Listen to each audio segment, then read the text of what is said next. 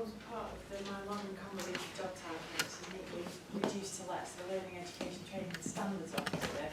In fact, Standards and Liaison Officer, just to make it all a bit longer.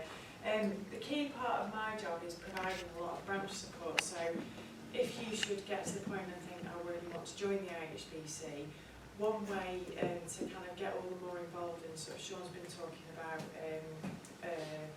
how are you going to make those sort of professional connections, which I have to say, as someone who, whilst I work for the IHBC, I am a member, and I also, when I did my conservation course many years ago, it was a really great way to get to know people and professionals within my local area. I'm based up in the northwest. And in terms of the sort of standard side of things, you know, as a professional, the way you maintain your own standards is, we've talked about CPD, and Fiona's going to talk about that in more detail this afternoon, is making sure that you continue to learn. So our website, you know, without wanting to overly plug IHBC, there is a lot of useful information there. And there's one website, it's part of sort of the company that provides a lot of support to us, Cathedral Communication, the Building Conservation Directory.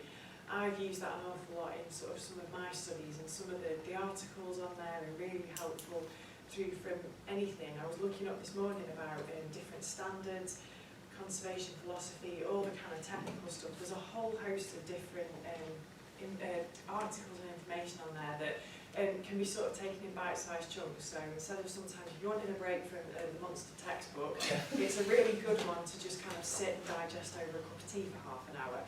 Sort of, yeah, a bit of a treat away from the books.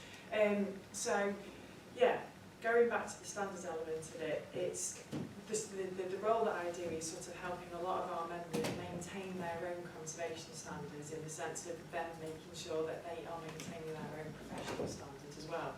Sort of a slight, very quick ramble through about what that is, but feel free to come and ask me about that or anything else you want to during the day, particularly over lunchtime.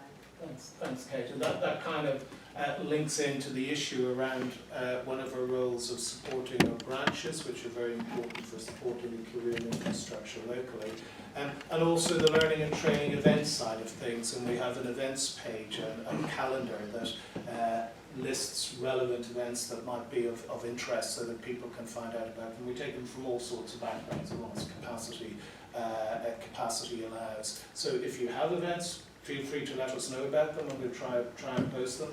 But you can also use the events calendar to see what events might be useful for you, either in learning, in terms of your learning, so you can do particular searches on it again for, say, titles or topics, and maybe come up with information there.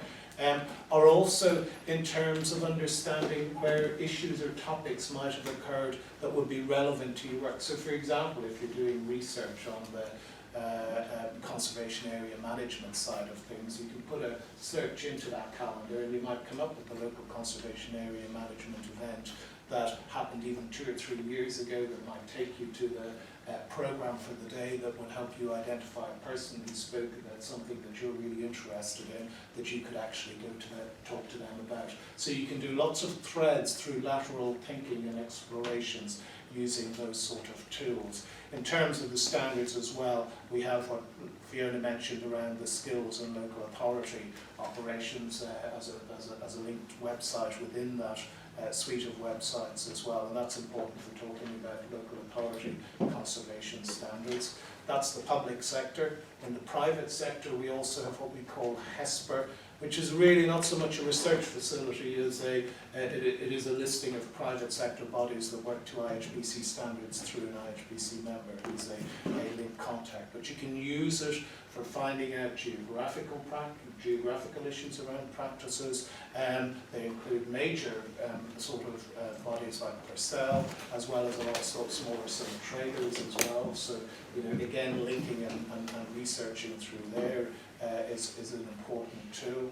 And we also have, trying to read this is the specialist registers. Thank you, specialist registers. Our listing of specialist registers, I knew it was in there somewhere. So that these are listings of, in effect, quality assured practitioners from, or businesses depending, from different areas or other professional bodies or related interests. So it links into the RIBA accredited practitioners, it links into the RICS one.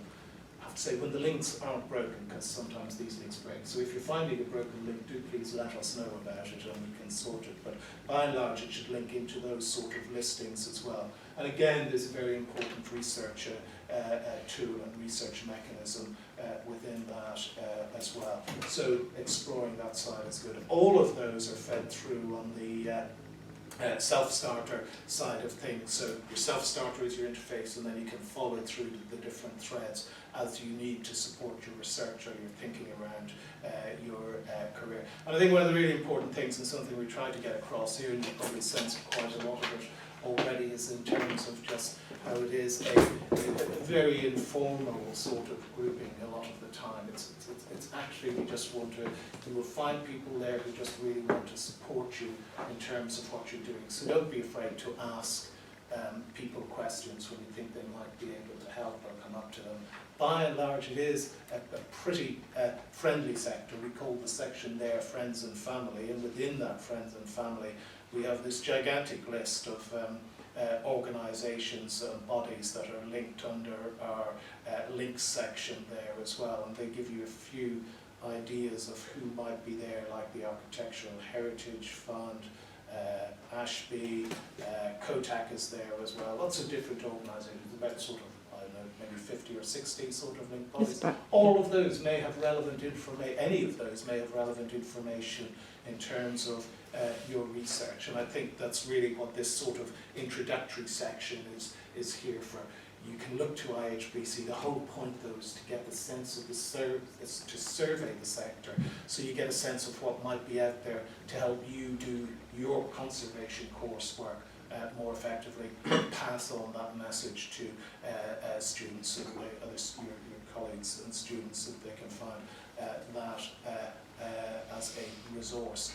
And then finally, on the self-starter, there is of course equally this thing of feedback, as we say, is a really important part of the processes within this, within particular our interests as well. But the idea of actually letting us know if there's anything from a broken link or if you have a question that you want to try and find out about. You know, usually it's pretty easy to find someone that will at least point you in the right direction for addressing these issues.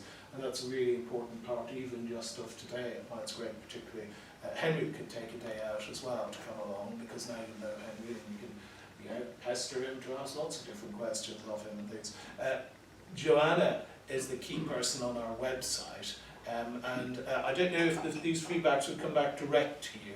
They might go to Peter, but you can always, you on the website you'll find contact at IHBC, and that will get to me, and then I will either deal with it or pass it on to anybody else. And I think that's one of the easiest things. And we'll sort of get in whoever is sort of able to answer a particular question, or if it's things like website or broken sites, you know, web links, you know, we'll sort of deal with that on the IT side.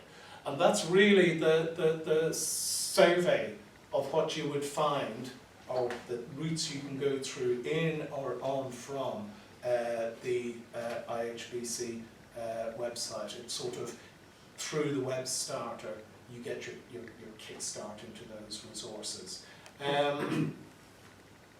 Anything else anyone wants to add from what I've said and reviewed and all that? No. Okay, well, this session what we're going to do is just sort of hear from you about any questions that arise initially from that, but also any questions that you think you'd like to ask us now.